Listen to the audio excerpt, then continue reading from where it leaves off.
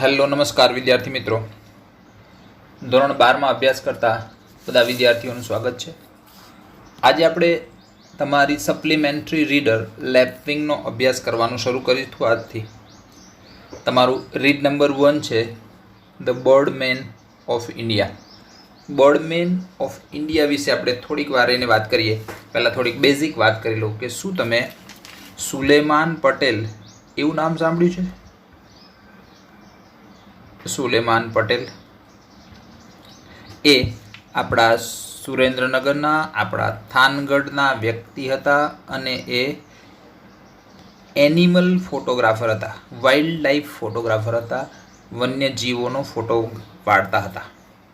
તમને આજના સમયમાં એ વાતને નવાઈ નહીં લાગે કે પ્રાણીના ફોટા પાડવા એટલે વર્લ્ડ ફેમસ કેવી રીતે હોઈ શકે. અત્યારે તમે ડિસ્કવરી કે નેશનલ જિયોગ્રાફિક એવી કોઈ ચેનલ જોતા હશો તો નાના નાના પ્રાણીઓ ઇવન કે એમના પગ, એમની મૂવમેન્ટ પણ બતાવવામાં આવે છે. એટલા આધુનિક કેમેરા, એટલી આધુનિક સગવડો થઈ ગઈ છે. ઉંદરને પકડવામાં આવે, એના માથા પર એક માઇક્રો કેમેરો ફિટ કરવામાં આવે, પછી LED વાળો, પછી એને છોડી દેવામાં આવે. એ ઉંદરના દરમાં ફરતો ફરતો જ્યાં જાય તે બહાર બેઠા બેઠા લેપટોપમાં જોઈ શકાય. આવી આધુનિક ટેકનિક છે. પણ જ્યારે આ ટેકનિક બિલકુલ ન હતી, પ્રાણીનો તો વળી ફોટો પડાય એવી કોઈને ખબર જ ન હતી, ત્યારે તેણે ગીરના જંગલોમાં ફરી મહામુસીબતે સિંહોના ફોટા પાડ્યા. તમે ક્યાંક સરકારી ઓફિસમાં કે ક્યાંક નવ સિંહ પાણી પીતા હોય એવો ફોટો ક્યાંક જોયો હશે. કદાચ ન જોયો હોય તો ફરીથી સર્ચ કરીને જોજો. અને એ ફોટો પાડેલો સુલેમાન પટેલે, અને એ આપણા થાનગઢના હતા. અને એને એ ફોટો જ્યારે વર્લ્ડ ફેમસ થયો, અંગ્રેજોનું રાજ હતું ત્યારની વાત છે, ત્યારે આ વ્યક્તિએ આખા દુનિયાનું ધ્યાન ખેંચેલું અને ભારતને ગર્વ અપાવેલો. આવો જ એક બીજો વ્યક્તિ છે જેનો આજે આપણે અભ્યાસ કરવાનો છે. આ ચિત્રમાં તમને જે દેખાય છે એ સલીમ અલી છે, ડૉક્ટર સલીમ અલી. એની બાજુમાં અહીંયા પક્ષી દોરેલું છે એટલે આપણને એટલો તો આઈડિયા આવી ગયો કે પક્ષીની કંઈક વાત છે. અને પાછું ટાઇટલ છે બર્ડમેન ઓફ ઇન્ડિયા, ભારતનો બર્ડમેન, એને નિકનેમ આપેલું, પક્ષીનો અભ્યાસ કરનાર માણસ. બાજુમાં પક્ષી આપ્યું છે અને એના પાર્ટ્સ આપ્યા છે, એને આપણે પછી જોઈશું. લેસનની શરૂઆત કરીએ. એ વ્યક્તિની થોડીક હિસ્ટ્રી આપેલી છે અને એણે શું અભ્યાસ કર્યો તે આપેલું છે. ચલો જોઈએ lesson. There are many birds around us, whether it is a city or a village. આ વેધરનો અર્થ થાય ભલે ને શહેર હોય કે ગામડું, તમારી આસપાસ, અરાઉન્ડ એટલે આસપાસ, મેની બર્ડ્સ, ઘણા બધા પક્ષીઓ હશે, હોય જ છે. ભલે ને તે ગામડું હોય કે શહેર હોય, તમારી આસપાસ ઘણા બધા પક્ષીઓ હોય છે. Most of us like watching colourful birds, આપણામાંના મોટા ભાગનાને આ રંગબેરંગી પક્ષીઓ જોવાનું ગમે. તમારા વાડામાં નાનકડું ઝાડ કે કંઈક હોય ને કદાચ કોઈ ચકલી કે કોઈ કલરફુલ બર્ડ આવી હોય તો ઓબ્વિયસલી તમે પણ જોવા અટકી ગયા હશો. ના અટક્યા હોય તો જોજો, એમની એક આખી દુનિયા છે પક્ષીઓની. However, there was a man who was so involved in his study. ફરીથી જોઈએ. There are many birds around us, whether it is a city or village. ગામડું હોય કે શહેર, આપણી આસપાસ ઘણા બધા પક્ષીઓ હોય છે. Most of us like watching colourful birds, આપણામાંના મોટા ભાગનાને આ રંગીન પક્ષીઓ જોવાના ગમે છે. હાવેવર, જો કે ગમે છે. હાવેવર, જો કે there was a man, જો કે એક એવો માણસ હતો, who was so involved એટલે રચ્યું પચ્યું રહેવું, સંડોવાયેલા રહેવું. મિનિંગ લખતા જજો મિત્રો. બીજો સિમિલર છે એનગ્રોસ્ડ, ENGROSSED, એનગ્રોસ્ડ એટલે ઇન્વોલ્વ, રોકાયેલા રહેવું. એક એવો માણસ હતો જે રોકાયેલો રહ્યો ઇન ધેર સ્ટડી, આ પક્ષીઓના સ્ટડીમાં. ધેટ હી વોઝ નિકનેમ એટલે ઉપનામ મળ્યું ધ બર્ડમેન ઓફ ઇન્ડિયા, આપણા બધાને અહીંયા ઉપર કહ્યું છે એમ આપણા બધાને કલરફુલ પક્ષીઓ જોવા ગમે છે, ખાલી જોવા ગમે છે, પણ એક એવો માણસ હતો જે આ પક્ષીઓના સ્ટડી એટલે અભ્યાસમાં એટલો બધો ઇન્વોલ્વ થયો, એટલો બધો રોકાયેલો રહ્યો કે તેને બર્ડમેન ઓફ ઇન્ડિયાનું ખિતાબ એવું ઉપનામ મળ્યું. અને તે નામ છે the name doctor Salim Moizuddin Abdul Ali is synonymous with birds. તે પક્ષીઓની સાથે સિનોનિમ એટલે સમાન છે. એની આત્મકથા છે the fall of a sparrow, ક્યારેક સમય મળે તો વાંચજો. એ પોતાની જાતને કહેતા આઈ એમ અ સ્પેરો, હું ચકલી જેવો છું. કોકે પૂછ્યું કે તમે કેમ એવું કહો છો, તા કે ચકલી કેટલી એક્ટિવ હોય, તો એ મોટી ઉંમરના થયા ત્યાં સુધી ખૂબ જ એક્ટિવ રહેતા, ચકલી જેટલું ખાતા, ચકલી જેટલું ઊંઘતા અને ચકલીની જેમ સતત કામ કર્યા કરતા. એટલે એને એની બુકનું નામ ફોલ ઓફ અ સ્પેરો, ચકલીનું મૃત્યુ એવું પણ આપ્યું છે. આગળ જોઈએ.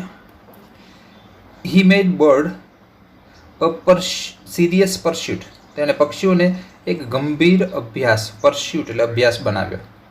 Van it used to be mere fun for the most. આ મેરનો અર્થ થાય ઓનલી એટલે ફક્ત, બીજા બધા માટે એટલે આઝાદી પહેલાં અહીંયા જે રાજાઓ હતા, જે અંગ્રેજો હતા, તે બધા માટે પક્ષી એ મેર એટલે ફક્ત ફન, આનંદનું સાધન હતું. આનંદનું સાધન કયા અર્થમાં? ઉડતું, હલતું, ચલતું એક ઓબ્જેક્ટ હતું જેને નિશાનો તાકી અને તેને મારવાનો આનંદ લેતા હતા રાજાઓ, અંગ્રેજો, નવાબો વગેરે. એવા સમયમાં આ વ્યક્તિએ પક્ષીઓના અભ્યાસને એક સિરિયસ પરસ્યુટ, એક ગંભીર અભ્યાસનો વિષય બનાવ્યો. આજે કોઈ પક્ષીશાસ્ત્રમાં પીએચડી કરે તો તમને નવાઈ ન લાગે કે એવું, કારણ કે એ દિશામાં લોકો ખૂબ આગળ વધી ગયેલા છે. પણ આ એ જમાનાની વાત છે જ્યારે પક્ષીઓ ફક્ત આનંદનું સાધન હતું, ત્યારે એણે ગંભીર અભ્યાસ કર્યો. ઓર્ફન્ડ, આગળ વધીએ. ઓર્ફન એટલે અનાથ, ઓર્ફન્ડ અનાથ થયેલું. ભૂલી ગયા હોય તો યાદ અપાવી દો મિત્રો. V1, V2, V3 ક્રિયાપદના રૂપો તમને યાદ હશે. આમાં વ આવે, રમવું, આમાં ય આવે અને આમાં લ આવે. રમવું, રમ્યું, રમેલું. ખાવું, ખાધું, ખાધું કરતા. જમ્યું, જમેલું. વ, ય અને લ આવે.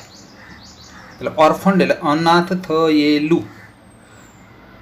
At a very young age, ખૂબ નાની ઉંમરે અનાથ થયા. Salim Ali was brought up by his maternal uncle. Brought up એટલે ઉછેર કરવો. સમાનાર્થી તમે રેઇઝ લખી શકો, રેઇઝ, અથવા તો બ્રીડ શબ્દ છે, બ્રીડ, એનું V2 થાય બ્રોડ, સોરી બ્રીડ થાય BRED, બ્રીડ, બ્રેડ. નરિશ, NOURISHED,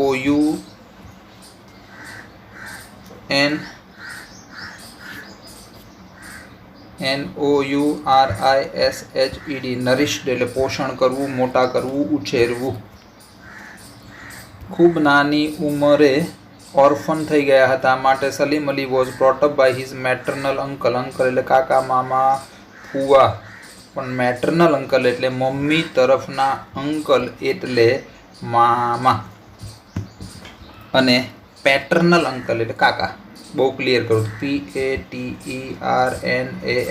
પેટર્નલ એટલે પપ્પા તરફના, મેટર્નલ મમ્મી તરફના. હવે પૂછતા ને કે ફુવાને શું કહેવાય, ફેટર્નલ એવો શબ્દ નથી. નાની ઉંમરે અનાથ થયેલા સલીમ અલીનો ઉછેર તેના મામાએ કર્યો. એઝ અ ચાઇલ્ડ, બાળક તરીકે Salim was given an expensive air gun as a present. Salim બાળક હતા ત્યારે હી વોઝ ગિવન તેને આપવામાં આવી, એક્સપેન્સિવ એટલે કિંમતી, મોંઘી, એર ગન એટલે બંદૂક હોય પણ એ નાનકડા છરાથી ચાલતી હોય. તમે મેળામાં ફુગા ફોડવાવાળી બંદૂક જોઈ હશે, એને એર ગન કહેવાય. એર પ્રેશરથી ગોળીને છોડે તે. એઝ અ પ્રેઝન્ટ, ભેટ તરીકે એને એક એરગન મળેલી. And spent all his time shooting sparrows around the house. અને તે તેના ઘરની અરાઉન્ડ, આસપાસ, સ્પેરોઝ એટલે ચકલીને, શૂટિંગ એટલે ગોળી મારીને, વિતાવતા. બાળક તરીકે એના ફોરેનથી એક અંકલ આવેલા, જેણે આને એક કિંમતી ગન આપેલી. તે ગનને લઈને ચારે બાજુ એના ઘરની આસપાસ ચકલીઓનો શિકાર કરીને સમય વિતાવતા. વન ડે હી નોટિસ્ડ, એક દિવસ તેને જોયું, નોટિસ એટલે જોયું, નોંધ્યું, that one of the sparrows he had shot. આ શોટ છે એ શૂટનું V3 છે. શૂટ, ગોળી કે તીર મારવું, શૂટ, શોટ, શોટ. એક દિવસ તેને નોટિસ કર્યું કે એક સ્પેરો જેણે તેને ગોળી મારીને પાડી છે, એક ચકલી, હેડ અ યલો થ્રોટ, તેનું ગળું, તેનો છાતીનો ભાગ યલો છે. અત્યાર સુધી જેટલી ચકલીઓનો શિકાર કર્યો એ નોર્મલ ચકલીઓ હતી, આ પીળા ગળાવાળી ચકલી છે. તો હી કુડન્ટ હોલ્ડ, રોકી શક્યા નહીં. હિઝ ક્યુરિયોસિટી એટલે આતુરતા, ક્યુરિયોસિટી એટલે આતુરતા. એક શબ્દ છે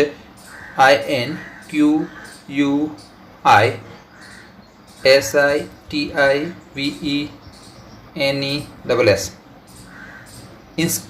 ઇન્ક્વિઝિટિવનેસ, આતુરતાનું સમાનાર્થી છે. શબ્દ અઘરો છે, યાદ રાખશો. ઇન્ક્વિઝિટિવનેસ. તે તેની આતુરતા રોકી શક્યા નહીં. એન્ડ અપ્રોચ એટલે પહોંચ્યા. હિઝ અંકલ, તેના કાકા પાસે પહોંચ્યા. કાકા, આ ચકલી જુદી કેમ છે? એનો કલર પીળો કેમ છે? His uncle who was equally clueless. Clue એટલે કડી અથવા માહિતી. એના કાકા પણ માહિતી વગરના હતા, એટલે કે તેને આ વિષય વિશેની ખબર ન હતી, જાણ વગરના હતા.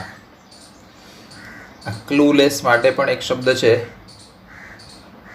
ઓબ્લિવિયસ, OBLIOUS, માહિતી વગરનું, જાણ વગરનું. એના કાકા પણ આ વિશે જાણતા ન હતા. Took him to the Bombay natural history society. એના કાકા જાણતા ન હતા, તેને એટલે સલીમને BNHSમાં લઈ ગયા.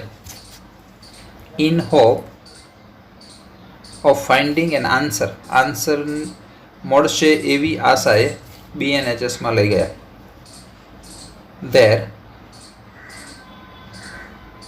There the honorary secretary, honorary એટલે માનદ સેવા આપનાર, શબ્દ યાદ રાખશો. માનદ સેવા એટલે સાદી ભાષા, મફત સેવા આપનાર. Honorary secretary W.S. Millard, who told that the bird was a yellow-throated sparrow. એણે ચકલીને પીળા ગળાવાળી ચકલી તરીકે ઓળખી, એટલે એનું નામ આ છે એવું કહ્યું. Millard also told him about the variety of sparrows. મિલાર્ડે તેને એટલે સલીમને વેરાયટી એટલે વિવિધ ચકલીઓ વિશે પણ જણાવ્યું. આ સિવાયની બીજી ચકલીઓ વિશે પણ જણાવ્યું. That day, તે દિવસે સલીમે નક્કી કર્યું કે he was going to be an ornithologist. તે દિવસે ચકલીઓ વિશેની આવી જાણકારી મેળવી એ દિવસે સલીમે નક્કી કર્યું કે તે ઓર્નિથોલોજિસ્ટ, પક્ષી શાસ્ત્રી બનશે, પક્ષી નિરીક્ષક બનશે, પક્ષીઓનો અભ્યાસ કરશે. નો વન વુડ હેવ ઇમેજિન્ડ ધાર્યું, કોઈએ ધાર્યું નહીં હોય that the bird shooter would become a bird lover and nature conservator one day. એક દિવસનો બર્ડ શૂટર, પક્ષીઓને શૂટિંગ કરનાર, પક્ષીઓને મારનાર, એ બર્ડ લવર, પક્ષી પ્રેમી, અને નેચર કન્ઝર્વેટર, કન્ઝર્વ એટલે સાચવવું, સંરક્ષણ કરવું, એટલે આનો શુદ્ધ ગુજરાતી શબ્દ સંરક્ષક, પ્રકૃતિનો સંરક્ષક બનશે અને પક્ષીઓનો પ્રેમી બનશે એવું કોઈએ ધાર્યું નહીં હોય. ઇન્ક્લિનેશન એટલે આ હવે એને નક્કી કર્યું છે કે તે પક્ષી શાસ્ત્રી બનશે, પક્ષીઓનો અભ્યાસ કરશે. હવે એ જમાનામાં પક્ષીઓનો અભ્યાસ કરવો અને એને વિષય બનાવવો એ આઉટ ઓફ બિઝનેસ હતું. તો પણ આનું વળગણ, આનું વલણ, આનો ઢળાવ એ તરફનો હતો. અહીંયા શબ્દ છે ઇન્ક્લિનેશન. ઇન્ક્લિનેશન એટલે રુચિ અથવા તો આપણે એને વળગણ કહીએ, વળગણ. ઘણાને વળગણ કે હું તો ડૉક્ટર બનીશ, પછી એ ગાંડાની જેમ મહેનત કરે, તો એ પહેલેથી જે હોય એને ઇન્ક્લિનેશન અથવા એને ખીંચાવ શબ્દ છે. આ વિષય તરફ એવો ખેંચાયો.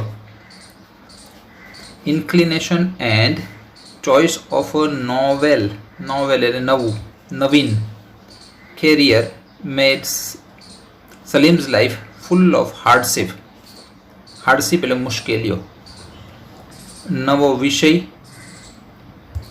નવા વિષયની પસંદગી અને નવા વિષય તરફનું વળગણ એ સલીમ અલીના જીવનમાં ખૂબ જ હાર્ડશીપ લાવ્યું, મુશ્કેલી લાવ્યું. નેક્સ્ટ પેજ પર જોઈએ મિત્રો.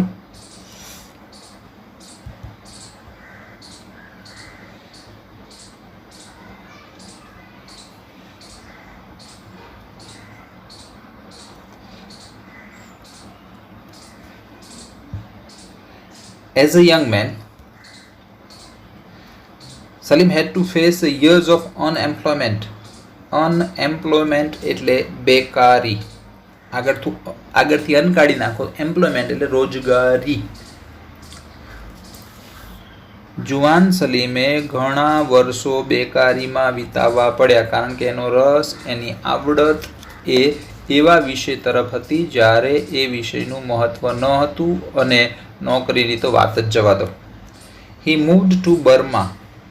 તે બર્મા ગયા. બર્મા એટલે અત્યારે તમે જેને મ્યાનમારથી ઓળખો છો તે. ટુ લુક આફ્ટર એટલે સંભાળ લેવી, સમાનાર્થી થાય ટુ ટેક કેર, જતન કરવું, સંભાળ લેવી. ધ ફેમિલી માઇનિંગ એટલે ખાણ અને ખનીજ હોય ને, ખોદકામ કરીને કાઢે તે. ટિમ્બર એટલે લાકડું. બિઝનેસ, તેના ફેમિલીનો ખાણ અને લાકડાના બિઝનેસનું લુક આફ્ટર કરવા, સંભાળ લેવા માટે બર્મા ગયા. એના ફેમિલીમાંથી કોઈકનો બિઝનેસ હશે ત્યાં તેને મોકલવામાં આવે બર્મા. શેની સંભાળ લેવાની હતી? માઇનિંગ એટલે ખાણની, ટિમ્બર એટલે લાકડાની. આ બધું ક્યાં હોય? જંગલ વિસ્તારમાં હોય. આપણો લેસન છે એ થોડીક શોર્ટ સ્ટોરી છે. એના ઓટોબાયોગ્રાફીમાં એવું લખ્યું છે કે પક્ષીઓનું નિરીક્ષણ કરનાર આ યુવાન વ્યક્તિ કશું કામ કરતો ન હતો, પણ એનો આ વ્યવસાય કર્યા કરતો હતો. રોજ ઝાડોની વચ્ચે જઈને બેસી જાય અને ડાયરીમાં પક્ષીઓને જોયા કરે, એનું વર્ણન લખ્યા કરે. એટલે કોકે પૂછ્યું કે આવો જુવાન છોકરો કમાતો નથી, તો એને જો સેટલ કરવો હોય તો એને લગ્ન કરાવી દો. એનું લગ્ન કરાવી દેવામાં આવે છે એનઆરઆઈ એક યુવતી સાથે, અને મલાડ વેસ્ટમાં એને એક કોટેજ આપવામાં આવે છે. સરસ મજાનું એક નાનકડું ઘર, જેની મલાડ વેસ્ટ તમે કદાચ ગયા હોય, દરિયા કિનારો અને ખૂબ જ ઝાડી છે, જંગલો જેવું છે. હવે આ કોટેજમાં તો ત્યાં રહીને તેણે પક્ષીઓનો અભ્યાસ ખૂબ જ શરૂ કર્યો. એટલે એ પરણેલો બેરોજગાર એવું લોકો એને મશ્કરીના અર્થમાં કહેતા. એટલે આગળ આપણે વાંચ્યું કે તેણે જુવાનીમાં ઘણા વર્ષો બેરોજગારીમાં કાઢ્યા. પછી એના ફેમિલી મેમ્બર્સ એને બર્મા મોકલી દે છે એની ખાણ અને લાકડાના બિઝનેસની સંભાળ લેવા માટે, કે એમ કરતાં આ પરણેલો માણસ જો હવે સેટલ થાય તો, કંઈ ધંધો નોકરી કરે તો. પણ જંગલમાં મોકલેલા આ નેચરાલિસ્ટને તો મજા આવી જાય ને. It was a rewarding experience. Rewarding એટલે બદલો આપે તેવું. આ તો ઉલટી મજા આવી ગઈ. એક્સપિરિયન્સ ફોર ધ નેચરાલિસ્ટ, પ્રકૃતિ પ્રેમી માટે આ તો રિવોર્ડિંગ એક્સપિરિયન્સ હતો. કારણ કે there were endless opportunities, endless અનંત, opportunity તક, for exploring the forest of Burma, બર્માના જંગલોને એક્સપ્લોર કરવાની, ફરવાની, ભ્રમણ કરવાની, ભટકવાની, ભમવાની. એન્ડલેસ એટલે અનંત, ઓપોર્ચ્યુનિટી એટલે તકો મળી, તકો હતી. ત્યાં તો ખૂબ જ જંગલ હતા અને ખૂબ જ વનસ્પતિઓ હતી, ખૂબ જ વન્ય સંપત્તિ હતી. એટલે વાઇલ્ડ લાઈફમાં ફરવાની એને તો અનંત તકો મળી. How will Salim Ali relate all his interest and career? એના કેરિયરને કેવી રીતે રિલેટ કરશે? જોઈએ શું છે આગળ story. After returning to India, એટલે બર્મામાં પણ એ કામના બદલે જંગલોમાં અને પ્રકૃતિના જ એ કરતા હોવાથી એને પછી પરત ઇન્ડિયા પાછા બોલાવી લેવામાં આવ્યા. Salim try to get a job as an ornithologist એટલે પક્ષી શાસ્ત્રી with the zoological survey of India. ભારતના ઝુઓલોજિકલ સર્વે આ એક ડિપાર્ટમેન્ટ છે. ભારતના ઝુઓલોજિકલ સર્વે ઓફ ઇન્ડિયામાં પક્ષી શાસ્ત્રી તરીકેના જોબની પ્રયત્ન કર્યો મુંબઈ આવ્યા પછી. બટ વોઝ રિજેક્ટેડ, પણ તેને રિજેક્ટ કરવામાં આવ્યા, પસંદ ન કરવામાં આવ્યા. સિન્સ, કારણ કે he did not have MSc or PhD degree, કારણ કે એની પાસે એમએસસી કે પીએચડીની ડિગ્રી ન હતી. આવડત પીએચડી કરતાં પણ વધારે હતી, પણ એમએસસી કે પીએચડીની ડિગ્રી ન હતી. So he decided to study further વધુ અથવા આગળ. ટુ એક્વાયર એટલે ટુ ગેટ એટલે મેળવવું. તેણે આગળ ભણવાનું નક્કી કર્યું. શું મેળવવા? એલિજિબિલિટી એટલે ક્ષમતા મેળવવા માટે. કઈ ક્ષમતા? કે મને આવડત છે પણ મારું સર્ટિફિકેટ આ રહ્યું, એ સર્ટિફિકેટની ક્ષમતા ફોર ધ જોબ માટેની એલિજિબિલિટી ક્ષમતા, અથવા તમે એને લાયકાત કહી શકો. લાયકાત મેળવવા માટે આગળ ભણવાનું નક્કી કર્યું. ભણવાની કોઈ ઉંમર ન હોય મિત્રો. Salim went to Germany, Salim Germany ગયા. એન્ડ ગોટ ટ્રેન્ડ, અને તાલીમ પામ્યા અંડર પ્રોફેસર ઇરવિન સ્ટેસમેન. અહીંયા શોર્ટમાં લખ્યું પ્રોફેસર ઇરવિન સ્ટેસમેન એન્ડ એકનોલેજ્ડ એટલે નામાંકિત ઓર્નિથોલોજિસ્ટ ઇન બર્લિન. બર્લિન એટલે જર્મનીમાં આવેલું છે. ત્યાં એક નામાંકિત ઓર્નિથોલોજિસ્ટ છે સ્ટ્રેસમેન ઇરવિન. એના નીચે એને ટ્રેનિંગ મેળવી અને ડિગ્રી લીધી. However, when he came back to India, જો કે તે ડિગ્રી લઈને ભારત પાછા આવ્યા ત્યારે he found out that, તેને ખબર પડી કે there were still hardly any opportunities in this profession. Hardly એટલે ભાગ્યે.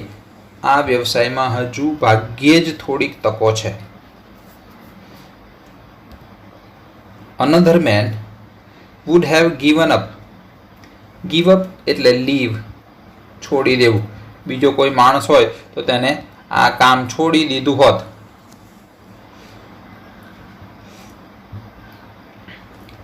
ઇન ડિસ્ગસ્ટ એટલે નફરતથી, કંટાળીને, નફરતથી, સૂગ ચડીને, ચીડ ચડાવીને, કે પહેલાં ડિગ્રી ન હતી એટલે નોકરી નથી મળતી.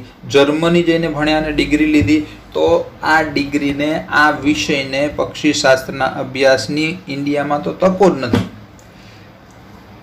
બીજો કોઈ માણસ હોય તો તેણે કંટાળીને આ કામ છોડી દીધું હોત. બટ નોટ સલીમ, પણ સલીમે છોડ્યું નહીં. હી ડિસાઇડેડ ટુ ક્રિએટ ઓપોર્ચ્યુનિટી. તેણે ઓપોર્ચ્યુનિટી એટલે તક, ક્રિએટ કરવાનું, સર્જવાનું ડિસાઇડેડ નક્કી કર્યું. તક ઊભી કરીએ એવું નક્કી કર્યું. હી વેન્ટ ટુ BNHS, આપણે આગળ જોઈ ગયા બોમ્બે નેચરલ હિસ્ટ્રી સોસાયટી. તે BNHS ગયા. એ જગ્યા છે જ્યાં એને પેલી ચકલીની માહિતી લેવા માટે નાના હતા અને ગયા હતા. એન્ડ ઓફર્ડ હિઝ ફ્રી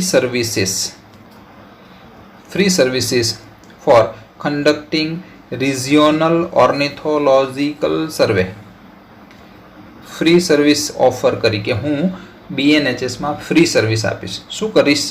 તો કન્ડક્ટિંગ કરીશ રિજિયોનલ રાજકીય ઓર્નિથોલોજિકલ સર્વે, પક્ષીશાસ્ત્રને લગતા સર્વે કરીશ. રિજિયોનલ એટલે એની પેલી બુકમાં લખ્યું છે કે તેણે જ્યારે ઇન્ડિયા કમ્બાઇન હતું ત્યારે અફઘાનિસ્તાનથી લઈને શ્રીલંકા અને ગુજરાતથી લઈને આ બાજુ આસામના આગળ મ્યાનમાર, બર્મા સુધીના પક્ષીઓનો અભ્યાસ કર્યો. પક્ષીઓ એ ક્યારે બ્રીડિંગ કરે, એની ઉંમર કેટલી, કેટલા ઈંડા મૂકે, ક્યારે, કેવા પ્રકારનો માળો બનાવે વગેરે પ્રકારનું સર્વે કરીને એ સબમિટ કર્યું, જેની માહિતી આજે આપણે જાણીએ છીએ. એટલે એને તક ઊભી કરવા માટે ફ્રી સર્વિસ ઓફર કરી BNHSમાં. સૈયદ સલીમ કહે છે કે ઇટ ઇઝ સેલ્ડમ એટલે ભાગ્યે જ, એના માટે શબ્દ તમે હાર્ડલી એવું કહી શકો. Hardly one gets an opportunity in life to do what one wants to do. સરસ ફકરો, ને આ ફકરાના બધા જ વાક્યો ખૂબ સરસ છે, ધ્યાન રાખશો. ભાગ્યે જ એવું બને છે કે વ્યક્તિને એવી તક મળે છે લાઈફમાં જે તે કરવા માંગતો હોય છે. એટલે અહીંયા વ્યવસાય કે નોકરીના અર્થમાં છે. વ્યક્તિ જે કરવા માંગતો હોય છે તેવી નોકરી કરવાની તક એને ભાગ્યે જ, એવું કામ કરવાની તક એને ભાગ્યે જ મળે છે. આઈ થિંક, સલીમ કહે છે, મને લાગે છે the best result are those, શ્રેષ્ઠ રિઝલ્ટ ત્યારે આવે when you are doing something worthwhile. Worthwhile એટલે યોગ્ય. તમે કંઈક યોગ્ય કામ કરી રહ્યા હોય, વિચ યુ એન્જોય ડુઈંગ, જે કામ કરવાની તમને મજા આવે, without the motivational material reward. Material reward એટલે આર્થિક બદલો, મોટિવેશનલ એટલે પ્રેરણા, આર્થિક બદલાની પ્રેરણા એટલે ભાવના વગર, હું આટલું કામ કરીશ તો મને આટલો પગાર મળશે, એવી ભાવના વગર કામ જો તમે કરો તો એમાં શ્રેષ્ઠ રિઝલ્ટ મળે. સલીમ એવું કહે છે. વાતને બરાબર સમજો. તમારો જે શોખ હોય, તમને જે ખૂબ જ ગમતી વસ્તુ હોય, એ જ વસ્તુ, એ જ બાબત, એ જ કામ જો તમને રોજગારી આપતું થઈ જાય તો એ કામ કરવા માટે તમને કોઈએ કહેવું ન પડે. ધારો કે તમને ડાન્સનો ખૂબ જ શોખ છે અને તમને કોઈ એક વ્યક્તિ રાખે છે, ડાયરેક્ટર, કે તમને ડાન્સર તરીકે રાખવામાં આવે છે અને તમારો 1 લાખ રૂપિયા પગાર છે. હવે ડાન્સ કરવો એ તો તમારી મનપસંદ વસ્તુ હતી અને જો તમને એ કરવાના પૈસા મળે તો તમે એમાં શ્રેષ્ઠ કામ કરો. આ પેરેગ્રાફ એવું કહે છે. એટલે સલીમને પક્ષીઓનો અભ્યાસ કરવો એ તો પહેલેથી નાનપણથી ગમતી વાત હતી અને એટલે એ BNHSમાં જઈને ઓપોર્ચ્યુનિટી ક્રિએટ કરે છે પક્ષીઓ સાથે કામ કરવાની. આગળ જોઈએ. ઇટ વોઝ હિઝ સિન્સિયરિટી, તે એની નિષ્ઠા હતી. એણે એવું નિષ્ઠાપૂર્વક કામ કર્યું. એને ફ્રી સર્વિસીસની ઓફર કરી હતી, તમે જાણો છો, આગલા પેરેગ્રાફમાં જોયું. તેમ છતાં એણે એવી નિષ્ઠાપૂર્વક કામ કર્યું that won he many awards and medals, જેનાથી એને ઘણા બધા એવોર્ડ અને મેડલ મળ્યા. From all over the world, આખી દુનિયામાંથી ઘણા બધા મેડલ્સ અને એવોર્ડ્સ મળ્યા. ઇન્ક્લુડિંગ, જેમાં સમાવેશ થાય છે પદ્મશ્રી એન્ડ પદ્મ વિભૂષણ. પદ્મશ્રી અને પદ્મ વિભૂષણનો પણ એમાં સમાવેશ થાય.